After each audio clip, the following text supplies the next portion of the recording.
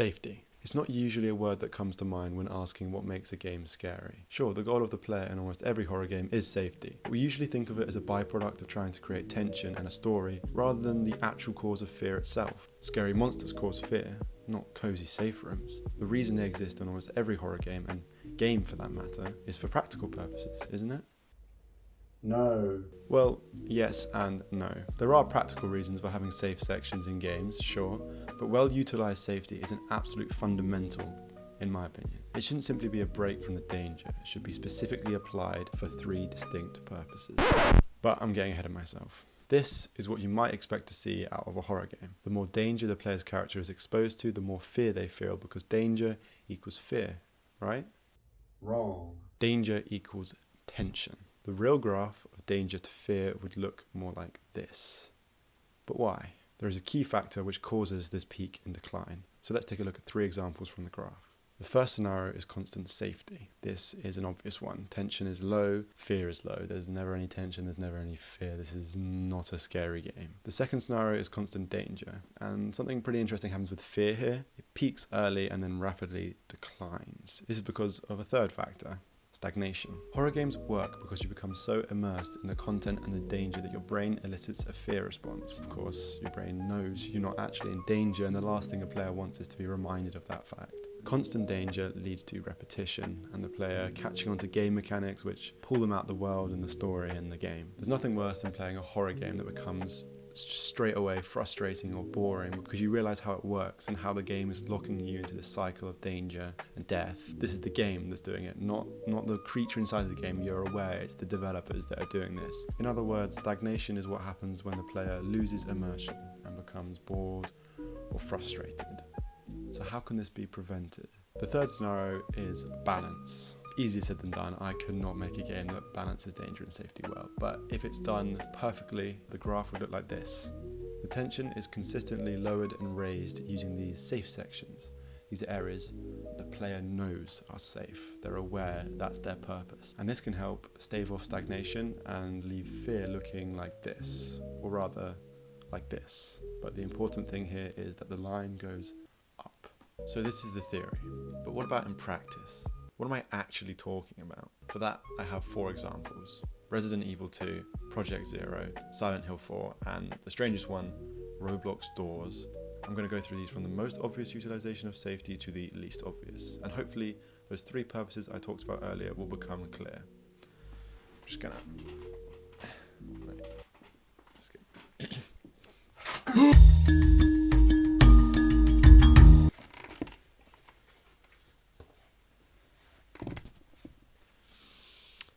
Resident Evil 2 uses safety in a fairly obvious way. Most horror game fans are familiar with the feeling of entering a safe room after being ruthlessly chased by Mr. X. And it's no secret how this relieves tension and creates the classic dilemma of wanting to stay in the safety, but knowing you can't. However, I bet most people haven't thought about Mr. X if he chased you constantly without a single safe room. The tension would remain high, but it would become this stupid, annoying gimmick as the stagnation sets in. Now, I'm aware that some people already think that about Mr. X, but to those people I say imagine you're a first-time player. Mr. X is scary, so long as he isn't boring. What's more, not knowing whether any safety is even coming can pull players out of the game. What am I doing here, just running away from this guy forever, or until the game decides I'm done? No. Players want to be able to escape of their own accord. A tangible safe place which they know they can get to keeps that immersion, staves off stagnation and frustration, and makes for a much scarier experience. Project Zero, or Fatal Frame, is not quite as well known as some of the others on my list, but is arguably the scariest game out of all of them. The first in the series, this game was created with the pure goal of fear in mind, and it does show. I mean, look at some of these ghost designs. Now, it's no surprise that a game this scary also had, you guessed it, safe rooms, or rather save rooms, because they're really not safe at all. Random ghost encounters can happen in these rooms throughout Fatal Frame, leaving first-time players completely terrified and then on edge for a while afterwards. It works. Or does it? Is this a good use of safety? Subverting a player's expectations and pouncing on a full sense of security is a great way to scare someone. But with longer games and more experienced players, it can lead to frustration with the game itself. Fatal Frame, a fantastically unique series, pulls this off fairly well. But I would hesitate to recommend it across the board. I can understand how a player might struggle to feel immersed following a save room jump scare, especially if it's clearly a game mechanic rather than any sort of story-serving feature. I mean, this poll on Reddit is probably fairly representative of what people prefer. I believe our next game does a much better job of subverting safe rooms. I love the concept of Silent Hill 4. I also loved watching this video which explained that concept, especially concerning safe rooms. This is a game which perfectly subverts safe room theory. Whilst Fatal Frame used just a simple jump scare, which in my opinion loses some of that immersion, Silent Hill 4 purposefully ties the main character's, Henry's, apartment into the story. Throughout the game it has the function of any other safe room, relieving tension when you enter and even healing you back to full health. It's cozy, has Easter eggs about Henry's life, and provides excellent pacing. However, as you progress, it begins to transform from a safe room to a horror-filled area with no sense of safety at all. It's a slow process which grinds you down, and most importantly, doesn't break the player's immersion. It's not some developer's trick, it's pure, fear-inspiring horror. To quote that same video I mentioned earlier, Silent Hill 4 challenged what it meant to feel truly safe. Now this might seem weird to a lot of you. The Roblox game Doors does an excellent job of displaying safe room theory in a very subtle way.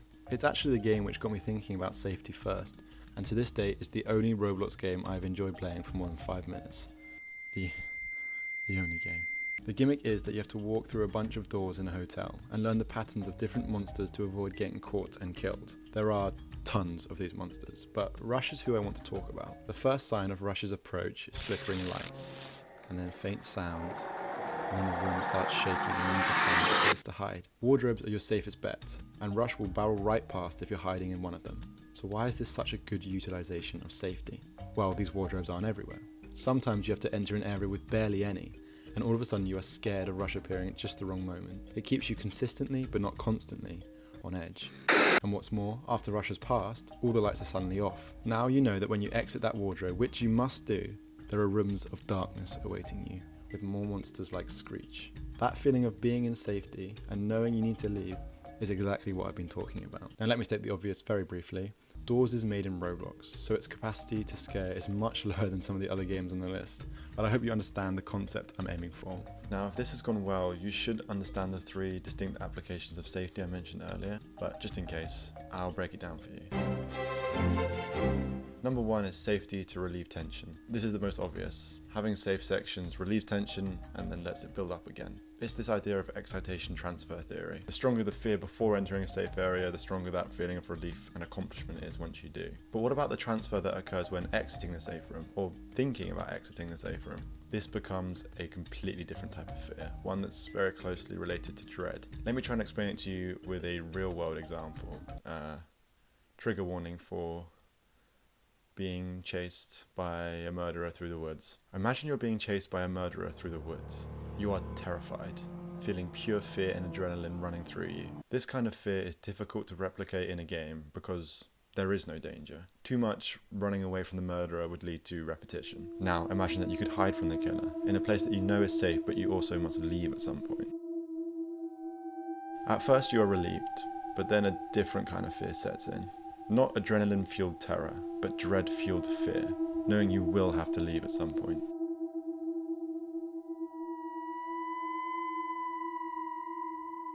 This is much easier to replicate in a horror game, because the player is one step further away from the stuff behind the curtain. Instead of being constantly connected to the danger, and therefore constantly close to thinking about the mechanics and breaking immersion, the player now has safety as a buffer, leaving more to think about within the bounds of the game. It really makes you sit on your fear, letting it fester, and keeping that immersion strong. Number 2, safety to be subverted for horror.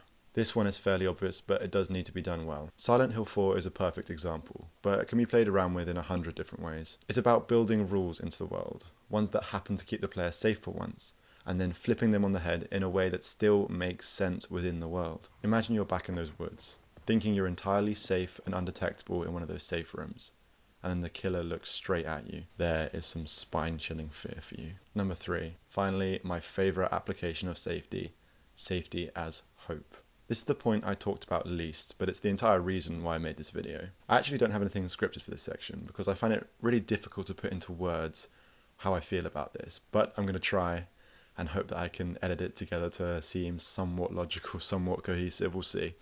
When you're running away from a horror villain in a game, in some kind of scripted sequence, you know that this sequence ends when the game decides it ends, and the outcome is going to be the same. Maybe you fail once, you start again, you keep going. There's nothing really scary about that. It's engaging, it's fun maybe, but it's not scary.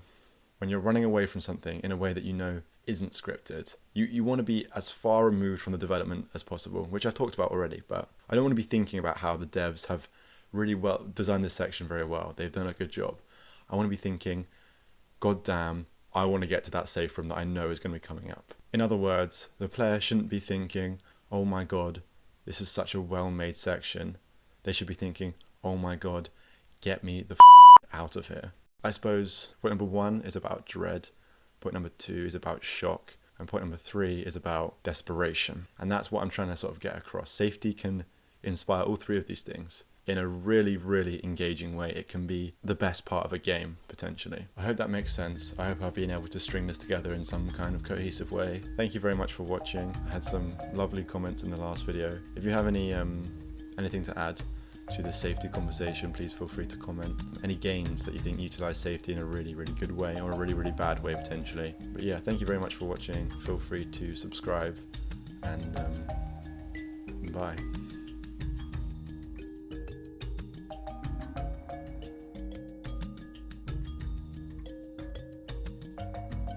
And the killer looks straight at you and starts coming.